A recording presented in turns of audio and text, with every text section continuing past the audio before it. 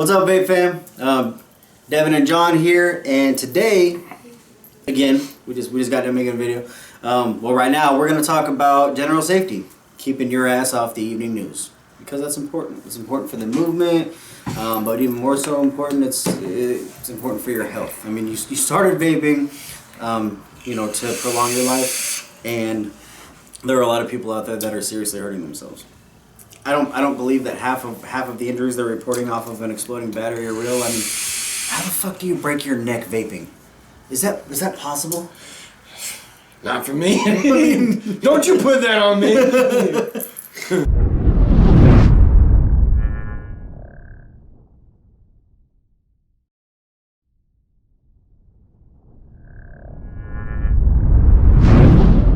So, let's talk general safety. We're just gonna kind of flow and see where we end up. Yeah. The most recent one that I've saw that we're kind of fighting on the local club Facebook page, and for you club members that are watching it, I see you when you're yelling at everybody. I made a video a while back called Perspective, and it goes into kind of detail on my personal points of view. But the one thing that we really don't need to be doing is like cutting on each other. You know, I mean, pretty much all of the incidents that you see on the news, these people just don't know what they're doing. They haven't been warned. I mean, they're probably buying offline, or they're going to a shop that isn't telling them anything about their gear. They're not watching videos. Right. They just want the money. Right. Yeah. So yeah, don't yell at people for that. And for you 3RVC members, we allow people to post whatever. We're not going to moderate what they post, outside of advertising. We have kind of strict rules on advertising, but that's because we're not your fucking Walmart ad. We're a vape club, and it's an educational group. So, okay, so did you see the recent one where the dude, his pocket spontaneously combusted? Sure did. Yeah.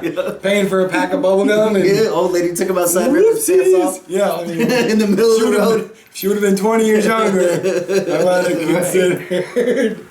Yeah, that was ridiculous. So he faced death twice in like the span of 2 minutes. But it definitely looked as if that was a loose battery in his right pocket. Yeah. And the only way that battery went off in his right pocket was that it was loose and it made contact with another piece of metal, albeit a pair of keys, loose change, anything metal, anything that was conductive that kind of hit. Coils? Yeah, it doesn't. I mean, yeah, you don't want to have loose batteries. I mean, right. That's huge. Yeah, he even I guess that there was some commentary outside of the video that talked on it, and this is only from what I've read on other pages, so it could be true, it could not be true, you don't know, but what I am under the impression of is that it was a loose battery. It looked as if it was the way. Yeah. I mean, if it wasn't a mod, it wouldn't have just gave off the rainbow spray, right? It would have blown out one way or the other, and it was pretty freaking instant. So we can old wives' tales. We can touch on that. A lot of people will tell you that if you short your battery, you'll be able to tell because it'll get hot for a little while. It takes like 3 to 5 minutes typically. It'll swell a little bit. It'll hiss. No. I mean, you can see it in the video. The dude had no idea. Honestly, if you watch his hand, it kind of like graced over the right side. I think he dropped change or his keys or something, and that's what happened. So it was in that instant that it sparked and burst on him. Yeah, I personally have experience. And I've happily been made fun of. I was not in the right state of mind. I just recently picked up a dual parallel unregulated. Got home, just kind of spacing out. As I did 1,000 times, I went in to put it as in series, like it was one of my regulated mods. Within just a half a second, I saw a spark. I was standing in my kitchen. I banged the batteries out because I knew I was about to go down. But it was that quick by the time I put it in, and it sparked. I banged the batteries out, and within 2 seconds, soldering, it was fresh soldering, got so hot that it came off a mod and landed on my big toe, and it burned right through. So, it just takes, even just putting batteries in, you gotta be, especially with all these unregulateds coming out. So, you gotta be careful. Yeah, watch what you're doing. And it definitely doesn't take long at all, because that box got 1,000 degrees, and luckily the battery, you know, I ended up letting it cool down. It was perfectly fine. It didn't melt the insulator or anything, you know. But yeah, it could have gotten out of hand really quick. So, you know, lesson learned. So for the record book, there were no warning lights. There was no danger, Dr. Robinson. No, It didn't inform you that it was going to freak out in 5 minutes or something like that. No, I mean, it was instantaneous. That's important. It was that quick. I mean, put the batteries in the wrong way on a dual unregulated parallel, and within a second it was on. You know, and luckily I banged it out really quick. So I didn't do any. I think I messed up the MOSFET or the switch, one or the other. One was fine, one was not. But I had to get all new soldering. The batteries ended up being fine, but my big toe took like 6 weeks to heal up. I was actually talking to one of the guys at work the other day, and what we talked on is you know, we as a culture, you know, we've been really groomed to believe that batteries are just little cells of power that we use for our everyday life, right? I mean, most of us don't think twice about it until we see it on the video and we're thinking, what the hell just happened there? I mean, take your remote for example. How many times have you banged your remote on the table or rolled the batteries around in the back of it so that it would start working again because they're dead? Guilty. Right. I do it all the time. I also noticed about a month ago that there was a bunch of like white and black crust on the inside of the I don't know, where you put the batteries at. It's not really a sled. But anyways, if you open up your remote and you look, you probably have that. What that is a vented battery. But they're little. Yeah, double A's, triple A's. Right. Yeah, they're not going to explode and go nuclear on you.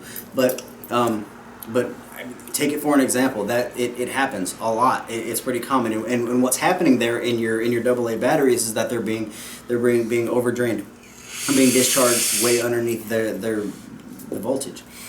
So they're failing. Yeah. They're venting inside of your remote. Unfortunately, fortunately, it's not like an 18650. So if you have an 18650 remote, check your voltage on it regularly. You'll be changing the channel from 4 blocks away. So we're moving into new technology, new power. I mean, these batteries they're so much more than what we're used to. So do some homework on them. It'll help in the long run. It'll help you from putting batteries in your pocket with change. Yes. Another safety issue, and this one is something that's been on the news quite frequently. Maybe not as of late, but 3 to 5 months ago, there was a span where like every week I was seeing an Atlantis on top of a Simple, and it was like blowing up their teeth and putting giant holes in their mouth and Stuck in the wall. Yeah, Drywall. breaking their freaking necks like it was a Busta Rhymes video. I mean, these cats were going hard.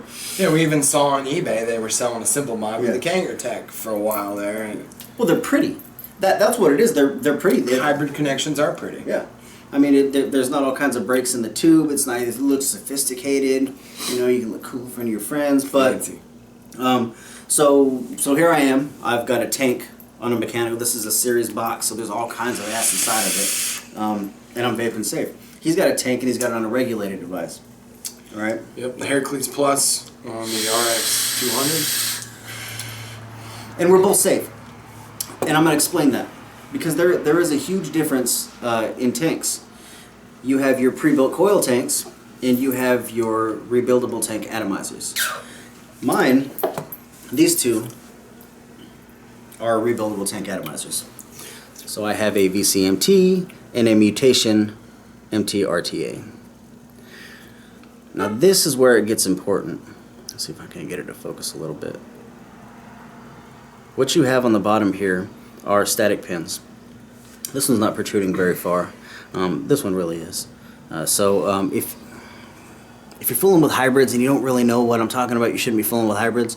Or go watch a video, a bunch of videos. Hybrid connections need stupid long positive pins. It's got to be protruding. Very, very far. So anyways, what you have on this VCMT is an extremely long 510. That's what the little copper piece inside of here. That is your positive. Everything else, all this other metal outside of the tank is grounded. That's your negative. Okay, now because this is a rebuildable tank, not because of, most rebuildable tanks pretty much every single one that I've ever seen, has a 510 that screws down solid into your positive post in here, and you put it in a bind when you screw it down, and it's not going to float or move around. Okay, so on John's tank over here, these tanks are designed to be polite to your regulated device's 510 connection. You can see this one is flat compared to something like this, which has the Phillips head. I don't know if you can see it very well. This one has a Phillips head slot inside of it, and this one's flat. That's because if you were to take the coil outside of this one, you could actually just put your finger up in there and pop this pin out. It's just floating. It's not static. This is static. Screwed down tight, not gonna move. So what's happening when they put their Atlantis tanks on their hybrid mods is obviously they want it to be pretty, right? So there's a small gap, and they twist it down, tighten it up a little bit. A lot of times what happens on your batteries, because it's always positive side up, this little plate right here on the top is real flimsy. It's very thin. So it waffles. It waffles in, and at that point, in the examples set on TV, what's happening is the threads around the 510 and the positive pin on the inside of that are both coming into contact with the positive on the battery, which is going to be a failed battery, no matter which way you look at it. 9 times out of 10, it's going to explode. Best case scenario, it's going to really damage your battery. You're not going to really get any life out of it. It might not even wake up. But that is absolute best case scenario. You should never test that. Pretty much every single pre-built coil that I've ever seen. all the Aspire tanks, the Sense tanks, pretty much the Star tanks, pretty much any pre-built. Yeah. If they come with the coil, what we mean when we say pre-built, if they come with the coil that you screw into the base, it's a pre-built. Those don't belong on mechanicals in any situation. I've been into arguments with people online about the Triforce tank. Well, it's got a stupid long 510. Yeah, okay, it does. It does. However, that 510 is still floating. All right, so you have that pin that's in there that's independent, that floats up and down. And here's the other thing. On your coil, this right here, this top piece is your positive. Okay? This top piece slides right out because it's floating too. And the only thing that's keeping it in there is a little firm catch on this little rubber insulator. Okay? So yeah, the 510 on the Triforce is long, like my VCMT, but that's not to say that it won't flush up. So there's that. That's what's happening to these people. It's user error because they don't understand. And I'm not saying that they're dumb assholes. I'm saying that they're ignorant, meaning that they don't know, right? So know your gear. Pre-built coils, anything that you screw into the base that really belongs on a regulated device. Regulated devices come with an industry standard of 7 layers of protection. And one of those layers of protection is for catching a dead short. Your battery sleeves. You can see mine are straight black. They don't typically come like this. If they do, you might want to check your source. This has been re-wrapped. I see a lot of people rolling around with damaged battery wrap, and that's insanely dangerous. You want to make sure, check your batteries now. If you live local to the Fort Wayne area, there's a dude at Summit City Vapes. His name is Matt. You can find him on 3RVC. If he's in town, he'll hook you up. It's like $2. $2 to protect yourself from this thing, this gigantic fiery bullet. $2, man. If you've got a tear in it, typically around the top, they like to start shredding, especially mechanical boxes. Get it rewrapped. Protect yourself. That one's insanely important. I had a guy walk into the shop the other month, and his wraps were falling apart, so he just took the damn things off and put them in his box and was vaping. Yeah, real deal. Yeah, and it's not just a beginner thing. My brother, who got me into vaping and has been vaping like 3.5 years, he had a bad wrap. The insulator was off the top. It was coming apart, and it shorted out on him, putting it into a Sigelli 150. And he was like, "Why did that happen?" I said, "Man." So I did turn him on to somebody here local that does wraps. I actually got these wraps. Some pictures of my dad, custom wrapped. But yeah, and they're a little thick, the wrap, so the door kind of does have a little bit of play, but I actually like that. They're thick. I mean, the insulators are really nice. Yeah, and these are new, and these don't have. But yeah, anytime you get, I mean, I recommend anytime you get any metal showing here, any metal showing there. This, I mean, this is imperative. This top part, you don't want to have any gaps or anything, an insulator coming out or nothing. You want to have that as clean as possible. But any metal showing, I would suggest, yeah, just it's a couple bucks for a set usually. Might be a little bit more if you get a custom wrap, but you're talking about at most $6 a set I've ever seen, and that's something like I got custom, with pictures of my dad. It takes like 5 minutes. It's not long at all. I mean, and you really can't put a price on safety. I mean, you want to feel good about what you're vaping and knowing that you're giving you're setting a good example, and you're giving a good name for the vape community. So if anybody has any questions, you can show them a clean set of batteries and how it's supposed to be and how it's not supposed to be. And I think it's also important to mention that yeah, we just talked about 7 layers of protection in your regulator devices. If you're walking around a Cigali 150, you think it might be okay to have nicks in the top of your battery. This is actually a mechanical failure. It's not going through any of the smart tech inside of your device. If these two things touch, because they're shredded at the ends while they're inside of your device, because it's jiggling around in your pocket or you drop it on the floor, that's a mechanical failure. That's nothing that your mod can protect you from. So that's good to know. Yeah. And I think we're good.